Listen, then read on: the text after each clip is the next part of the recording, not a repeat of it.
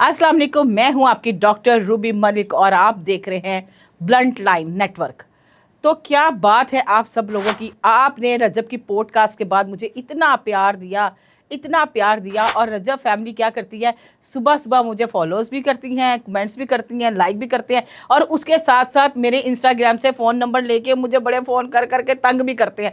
रजब भाई मैं आपको क्या बताऊं, मुझे कहते हैं रजब तक मेरा ये पैगाम दे दो, रजब तक मेरा ये मसला बता दो। मैंने उनको कहा देखिए, मुझे उन्होंने एज अ गेस्ट बुलाया था, मैं गेस्ट गई उनके साथ पॉडकास्ट की और मैं आ गई। अब मैं पैगाम तो नहीं ना दे सकती हर बंदे का, और ना ही मसले मसाइल डिस्कस कर सकती हूँ। अब मसला क्या होता है, अंदर से बात कुछ भी नहीं होती, लेकिन रजब रजब रजब रजब रजब के नाम का जो है ना, वो तो फेम लोगों को चाहिए ही चाहिए। जहाँ पर हम फेम की बात करते हैं वहाँ पे मेरे सामने से एक वीडियो गुजरती है, एक कार्ड, एक पोस्ट गुजरती है उसके साथ साथ, जिसमें लिखा होता है कि, मतलब मैं आपको पढ़ के सुना देती हूँ उस पर क्या लिखा हुआ है। ज़रा आप लोग फोकस भी कर दीजिएगा प्लीज़, मैं बता सकूँ अपने देखने वालों को कि उस पर लिखा हुआ था कि जो है रजब उसने खुदा ना खास्ता वकला बरादरी के बारे में कोई बात की है। ये देखिए, सामने देखूँ तो कोर्ट कचहरी में काले कुत्ते भौंकते नजर आते हैं रजब भट्ट। ये चेक करें, सामने देखूँ तो कोर्ट कचहरी में काले कुत्ते भौंकते हुए नजर आते हैं। गाइस, बात ये है कि रजब भट्ट से मैंने जब पूछा कि ये बिल्कुल गलत पोस्ट लगाई है, जिन्होंने भी लगाई है उन्होंने करेक्ट नहीं लगाई। काले कुत्ते मतलब उन्होंने किसी को नॉमिनेशन नहीं किया, ना अल्लाह माफ़ करे कोई अपने वकील अपने भाई हैं, ना वाइट कोट वाले ना काले कोट वाले, उन्होंने सिर्फ कहा काले कुत्ते भौंकने वाले। वो जो होता है, जो हेटर्स होते हैं, जो बाहर खड़े होकर जलील करते हैं, टोंट करते हैं, जान के बदमाशी करने की कोशिश करते हैं कि इसका इस वक्त ज़रा बुरा वक्त चल रहा है तो क्यों ना अपनी बीच में हिस्सेदारी डाल दी जाए। इसके साथ साथ मैं बात करूँगी कि जो मेरे पास इनकी वीडियो है उसमें आप देखें, मैंने रजब भट्ट से एक सवाल किया कि रजब भट्ट, जोशीला रजब, क्योंकि मैंने काफ़ी वीडियो में से उनको गुस्से में देखा था, इतने वकला ने मारा तो आपने अपना बचाव नहीं किया। उन्होंने कहा कि देखें वहाँ पे 50-60 वकील मुझे चिपके पड़े थे और वो कोई तामिल मूवी का ट्रेलर नहीं था, और अगर एक भी वकील होता, बंदा एक आधे को लगा देता है, एक भी वकील होता तो मैं काले कोर्ट की रिस्पेक्ट करता हूँ। मेरे लिए डॉक्टर वकला बरादरी मेरे लिए रिस्पेक्ट है, मैं उन पे वर्दी वाले पे हाथ उठा ही नहीं सकता, तो लिहाजा मैं मार खाता गया। आप सुने, जो शीला रजब भी 60 वकीलों के आगे कुछ नहीं कर सकता। तामिल मूवी नहीं चल रही, हाँ एक आधा पकड़ सकता है, लेकिन वो भी जब उसने काला कोट ना पहना हो जी, काले कोट की रिस्पेक्ट हमारे लिए फर्ज है, ठीक है। डॉक्टर की रिस्पेक्ट हमारे लिए फर्ज है। यहाँ पर फ्रंट पे देखूं तो हाँ, कोर्ट कचहरियां कोई काले कुत्ते भौंकते हुए नजर आते हैं। अब मैं वो काले कुत्ते या फिर कोर्ट कचहरियां की जो जलालत है, इन सब चीजों को देख के ये नेमते तो नहीं ना ठुकरा सकता समझे। तो मैं शुक्र अदा करता हूँ, यूट्यूब ने मुझे बहुत नवाजा है, ऐसी बात नहीं है। मेरा सबसे बड़ी बात, मुझे प्यार बहुत मिला है, ठीक है। यूट्यूब से मुझे प्यार बहुत मिला जी।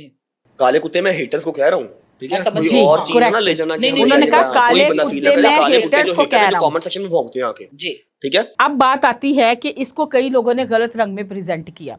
जिस दिन से मैं रजब भट्ट की पोस्ट कास्ट करके आई हूँ, जब बातें उनके साथ करके आई हूँ, अल्हम्दुलिल्लाह अल्हम्दुलिल्लाह परवरदिगार ने बहुत इज्जत दी मुझे भी और उसे भी, और देखने वालों ने भी बहुत प्यार दिया।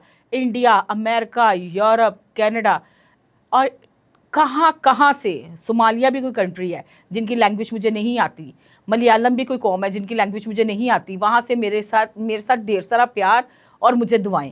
उसमें एक ही बात करते हैं, ईमान को कहते हैं घर आ जो घर आ जो घर आ जो। देखिए, ये है उनका पर्सनल मैटर।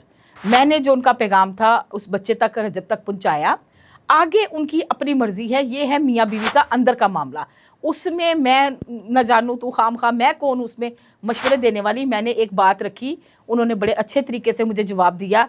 यहाँ पर मैं गलत कहूँगी ईमान को। जब बंदा अपने बहन भाइयों के हथों चढ़ा होता है ना, और बहन भाइयों की बातों की बांसुरी बुझा रहा होता है ना, तो फिर बहन भाई जो है ना वो आपको सही रास्ता नहीं देते। वक्ती तौर पे आप पैसे बनाने की मशीन तो हैं, आपके नाम का फेम तो वो उठा रहा है आपका भाई ऑन शेख, और वो उसको बेच भी रहा है उस फेम को। कहने का मकसद ये है कि ये फेम भी चंद दिन का होता है, साल 2 साल 15 दिन 20 दिन 2 हफ्ते 3 हफ्ते, उसके बाद आहिस्ता आहिस्ता नए चेहरे आ जाते हैं और नए चेहरे अपना घर बना लेते हैं।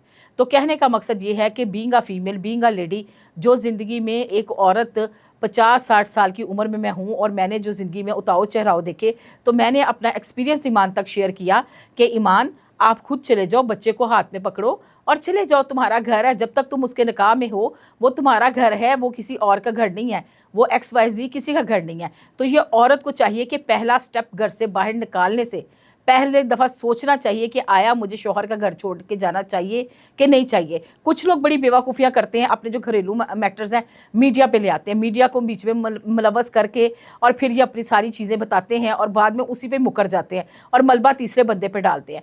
इसीलिए मेरी सबको एडवाइस है कि अपने घर की, अपने बेडरूम की और अपने ख़ानदान की जो बातें हैं वो घर के अंदर तक रखें, उसको मीडिया पे लाने की ज़रूरत नहीं है। अब आ जाती है बात अगेन, काले कोट वालों की रजब भट्ट बहुत इज़्ज़त करता है, हम लोग भी बहुत इज़्ज़त करते हैं। वो आधी रात में भी हमें कोई काम पड़ता है तो हमारे साथ खड़े होते हैं। हमारे बड़े प्यारे भाई हैं और बड़े इखलाक से हमारे साथ चलते हैं और हमारा भी फ़र्ज़ है हम उनकी इज़्ज़त करें। मैंने अपने व्लॉग में ये सारी बात वाज़ेह कर दी ताकि किसी किस्म की जो है ना नया चूरन तैयार ना हो जाए रजब भट्ट के लिए कि जी इसने ऐसा कहा है। अपना छोटा भाई है, हो सकता है माजी में गलतियां हों, लेकिन अब वो फूंक फूंक के कदम रखता है। देखिए इंसान का जब तक अल्लाह उसका साथ देता है ना, कोई किसी का कुछ नहीं बिगाड़ सकता। ज़िल्लत और इज़्ज़त ये सब रब के हाथ में। हम जितनी मर्ज़ी टै लगा लें, जितनी मर्ज़ी टो लगा लें, कोई किसी का एक बाल भी बाका नहीं कर सकता। वो परवरदिगार ने हर बंदे के रिज़्क़ का इंतज़ाम किया हुआ है। मैं आपको अपनी आज एक बात बताती जाऊँ। मुझे कुछ लोगों ने कहा कि रजब भट्ट ने आपको पॉडकास्ट दी तो आपने इसको अपने चैनल पे क्यों नहीं लगाया, आपने अपने यूट्यूब चैनल पे क्यों नहीं लगाया, आपने अपनी ब्लंट लाइन नेटवर्क पे क्यों लगाया है जहाँ पे आप जॉब करती हैं। तो आपको मैं एक बात बताऊं, मैं आज आपसे शेयर कर रही हूँ, मुझे इन्होंने इज़्ज़त दी, मुझे इन्होंने जॉब दी और यहाँ बैठ के मैं वायरल हुई। मेरा इंटरव्यू बेशक दूसरे चैनल पे लगा था, उसके ज़रिए उन्होंने मुझे बुलाया, ऑन एयर मैसेज किया, मैं गई और मेरे चैनल वालों ने मुझे कोई प्रेशर नहीं किया था। ये मेरी मर्ज़ी थी कि मैं ब्लंट लाइन पे ये लगवाऊँ। लोग कहते हैं जी आप बेवकूफ़ हैं, आपका दिमाग काम नहीं करता, आपने अपनी सारी ज़िंदगी की रोटियां जो है ना वो आपने छोड़ दी। मैंने कहा नहीं, सारी ज़िंदगी की रोटियां नहीं हैं। मैंने जब यहाँ पर पहले दिन जब आधे महीने की या 20 दिन की मुझे सैलरी मिली तो मैंने शुक्र अल्हम्दुलिल्लाह पढ़ा कि या अल्लाह ये मेरी हक हलाल की कमाई है। तो जहाँ पे मैं काम करती हूँ उनके साथ वफ़ादारी करना मेरा पहला काम है और इसी तरह ही हम काम करते रहेंगे।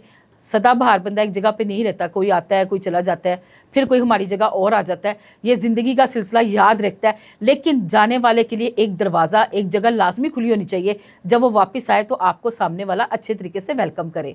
तो इसके साथ आप दे मुझे इजाज़त और कमेंट बॉक्स में लाजमी बताइएगा कि रजब का इसमें कसूर है या लोग जानबूझ के उसके ऊपर इस तरह की बातें दोबारा से करने लगे हैं।